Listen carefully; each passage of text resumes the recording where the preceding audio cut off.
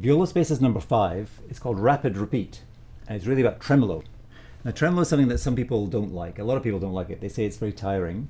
There's a great piece for viola by Luciano Berio called Sequenza, number 6, which is all in tremolo, and it's not played as often as it should be, as it's a great piece, but people find it very frightening or tiring. So maybe this is an exercise. The whole idea of the study of rapid repeat is to find a way of doing it where it's not tiring.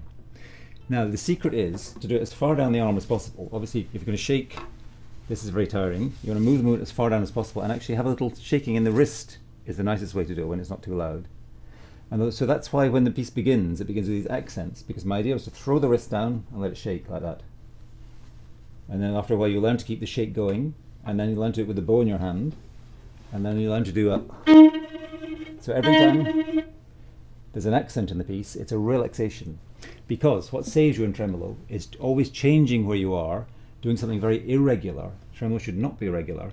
So if you're trying to do something like this, it's extremely tiring. But if you think of it as a kind of vibrato for the right hand, so you're decorated.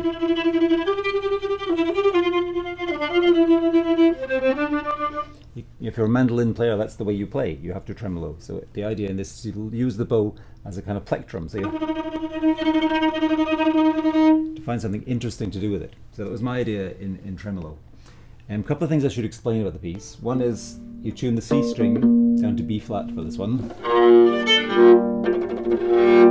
Gives you nice harmonies, and I thought it was nice to have a change in this piece. So you get these very nice chords, and at the end we have... another thing we should look at in the piece is the idea of moving through the bow, because I'm saying if you get, this is very tiring when you stay in the same piece. So there's a passage in the piece where we move.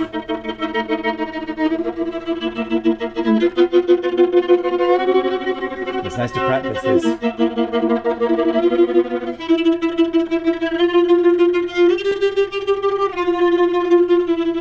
This stops you getting tired. There's also a passage where you move this way, moving Tasto and Ponticello. This kind of thing is very nice, a kind of relaxation. Every accent is a chance to open the arm, let the blood flow down to your hand, make you feel better. And remember, it doesn't have to be fast all the time. If it's irregular, it means some of it's fast, some of it's slow. So you can slow right down on these chords. You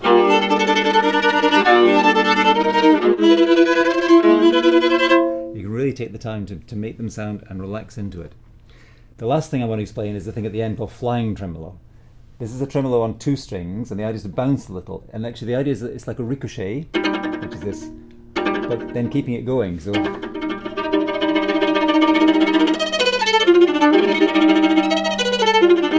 you can throw the bow.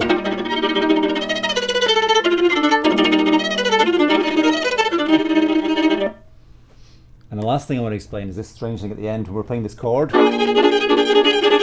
And then you express how you're beginning to feel about this tremolo, and you go...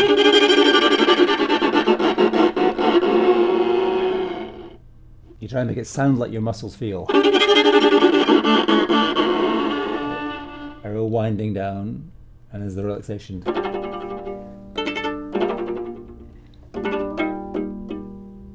Happy ending.